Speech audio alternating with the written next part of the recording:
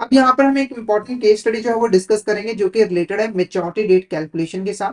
तो first question देखो, a bill of exchange dated 1 March 2022 payable 3 months after the after date the bill was accepted on 15th April 2022 considering the 3 days grace period what will be the maturity date for this bill। तो हमें यहाँ पर maturity date को calculate करना है। Maturity date को calculate करने के लिए हमें सबसे पहले ड्यू डेट को कैलकुलेट करना पड़ेगा। क्या करना पड़ेगा? ड्यू डेट को कैलकुलेट करना पड़ेगा। तो देखो ये जो बिल ऑफ एक्सचेंज है वो है हमारा bill of exchange after date, ठीक है। और आफ्टर डेट की जो ड्यू डेट है वो उस दिन से कैलकुलेट की जाती है जब उसे ड्रॉ किया गया था। यानी कि इस बिल ऑफ एक्सचेंज की हम ड्यू डेट 1 मार्च से कैलकुलेट करेंगे। तो देखो 1 मार्च से 3 मंथ हमारा 1 अप्रैल, 1 मई, 1 जून। तो 1 जून हमारी यहाँ पर क्या है? ड्यू डेट है। उसके बाद हमें अगर मेच्योरिटी डेट कैलकुलेट करनी है तो इसके अंदर हमें 3 डेज जो ग्रेस पीरियड है उसको जो है वो ऐड करना है। तो ये जो 4 जून आया ये हमारा मेच्योरिटी डेट जो है वो कहलाएगा। तो आपको कंफ्यूज बिल्कुल नहीं होना है। हमने पहले ड्यू डेट कैलकुलेट करनी है। ड्यू डेट हमने कैसे कैलकुलेट की? क्योंकि ये बिल आफ्टर डेट है तो हमने जिस दिन बिल एक्सचेंज को ड्रॉ किया था उस दिन से हमें ड्यू डेट कैलकुलेट करनी है जो कि हमारी 1 जून आई। फिर 3 डेज हमें यहाँ पर ऐड कर देना और 4 जून हमारा करेक्ट आंसर रहेगा मेच्योरिटी डेट का। ओके, नेक्स्ट क्वेश्चन देखो, a bill of exchange dated 1 March 2024 payable 3 months after sight the bill was accepted on 1 April 2024 considering the 3 days grace period what will the maturity date for this bill. तो यहाँ पर देखो question में difference क्या है। तो ये जो बिल ऑफ एक्सचेंज है वो है after site bill of exchange और इसकी फिर हमें ड्यू डेट 1 अप्रैल से कैलकुलेट करनी पड़ेगी जब बिल ऑफ एक्सचेंज को एक्सेप्ट किया गया था ड्रॉय के द्वारा। तो 1 अप्रैल से अगर आप 3 मंथ्स यहाँ पर कैलकुलेट करो तो 1 मई, 1 जून, 1 जुलाई। तो 1 जुलाई हमारी क्या है? ड्यू डेट है। फिर उसके अंदर 3 डेज के जो ग्रेस पीरियड है उसे ऐड कर दीजिए। तो 4 जुलाई हमारा यहाँ पर क्या होगा? करेक्ट आंसर रहेगा। तो 4 जुलाई हमारा क्या होगा? Option D is the correct answer. ये तो इजी क्वेश्चन थे, इससे थोड़ा सा आपका मैं बेस बनाना चाहता अब थोड़ा सा डिफिकल्ट क्वेश्चन हम देखेंगे। इसके अंदर 2-3 बातों का ध्यान आपको रखना पड़ेगा।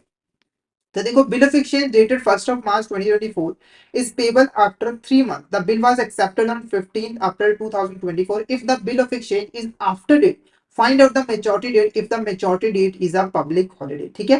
तो देखो बिल ऑफ एक्सचेंज है हमारा आफ्टर डेट, यानी कि इसकी जो ड्यू डेट है वो हमें 1 मार्च से यहाँ पर जो है वो कैलकुलेट करनी पड़ेगी। ओके। और एक चीज ध्यान रखनी है कि जो मेच्योरिटी डेट निकल कर आई है उस दिन एक पब्लिक हॉलीडे है। जैसे एग्जांपल में उस दिन 15 अगस्त आ गया है। तो अब आपको मेच्योरिटी डेट यहाँ पर फाइंड आउट करनी है कि किस दिन पेमेंट जो है वो की जाएगी। ओके। तो सबसे पहले तो प्रोसेस आपका सेम है, आपको ड्यू डेट जो है वो कैलकुलेट करनी है। ड्यू डेट कैसे निकलेगी? 1 मार्च से 3 मंथ्स अगर आप कैलकुलेट करो तो 1 अप्रैल, मई, 1 जून। 1 जून हमारा यहाँ पर क्या होगा? 1 जून हमारा यहाँ पर ड्यू डेट होगा। ओके। उसके बाद नेक्स्ट अब हमें 3 डेज इसके अंदर ऐड कर देना है। 3 डेज हमें ऐड कर दें तो 4 जून हमारा क्या निकल कर आया है? मेच्योरिटी डेट जो है वो निकल कर आया है। मेच्योरिटी डेट जो है निकल कर आया है। देखो वैसे तो 4 जून को कोई पब्लिक हॉलिडे होता नहीं है, बस क्वेश्चन में आप मान लीजिए कि इस दिन एक पब्लिक हॉलिडे आ चुका है। तो अब इस केस में पेमेंट जो है वो कब की जाएगी? अब यहाँ पर पेमेंट जो है वो कब की जाएगी? तो नॉर्मली देखो, नॉर्मली आपका जो मेच्योरिटी डेट है 4 जून आया है, पर क्योंकि इस दिन पब्लिक हॉलिडे है और जब भी पब्लिक हॉलिडे होता है तो एक दिन पहले यहाँ पर पेमेंट जो है वो कर दी जाती है। एक दिन पहले यहाँ पर पेमेंट जो है वो कर दी जाती है, यानी कि करेक्ट आंसर ऑप्शन बी रहेगा। 3 जून को यहाँ पर पेमेंट जो है वो की जाएगी। तो यहाँ पर ध्यान रखिए, अगर मेच्योरिटी डेट के दिन पब्लिक हॉलिडे आ जाता है तो आपको एक दिन पहले यहाँ पर पेमेंट करनी पड़ेगी। जैसे अगर 15 अगस्त को पब्लिक हॉलिडे है, उस दिन आपकी मेच्योरिटी डेट आती है तो आपको 14 अगस्त को पेमेंट करनी पड़ेगी।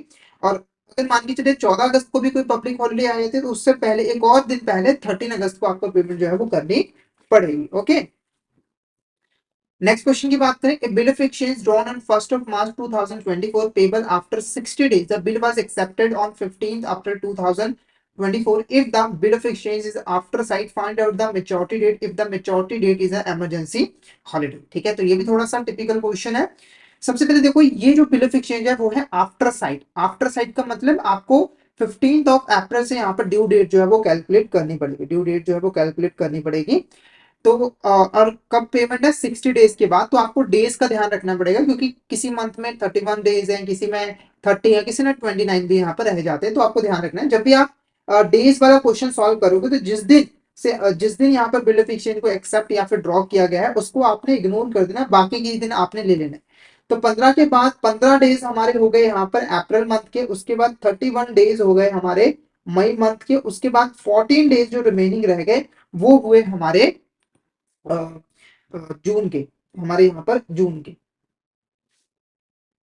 ठीक है, तो ये हमारा टोटल यहाँ पर कितना हो जाएगा, 60 डेज हो जाएगा। अगर हम इसको कैलकुलेट भी कर लें तो 15, 31 और 14 डेज, तो 60 डेज हो गए। ठीक है, यानी कि आपकी जो ड्यू डेट निकल कर आई है वो है 14 days, 14th of June, 14th of June. ठीक है, अब इसमें 3 डेज ग्रेस पीरियड के ऐड कर लीजिए, तो वो आपका हो जाएगा 17th ऑफ जून। ठीक है, अब बात आती है कि इस दिन एक इमरजेंसी हॉलीडे आ गई, जैसे मान के चलिए बैंक में स्ट्राइक हो गया, तो बैंक बंद हो गया, पेमेंट नहीं कर पा रहे, तो अगर कोई इमरजेंसी हॉलीडे आ जाती है, मतलब कि पहले पता नहीं था, अचानक से आ गई है, तो उस केस में अगले दिन फॉलोइंग डे जो है वो पेमेंट की जाती है। फॉलोइंग डे जो है वो पेमेंट की जाती है, यानी कि आपकी जो मेच्योरिटी डेट होगी वो होगी 18th ऑफ जून, यानी कि 18 जून को आपको पेमेंट करनी पड़ेगी। अगर आपके ऊपर बिल ऑफ एक्सचेंज को ड्रॉ किया गया है, तो ऑप्शन डी 18th जून हमारे यहाँ पर करेक्ट आंसर है। ऑप्शन डी 18th जून हमारे यहाँ पर करेक्ट आंसर जो है वो रहेगा।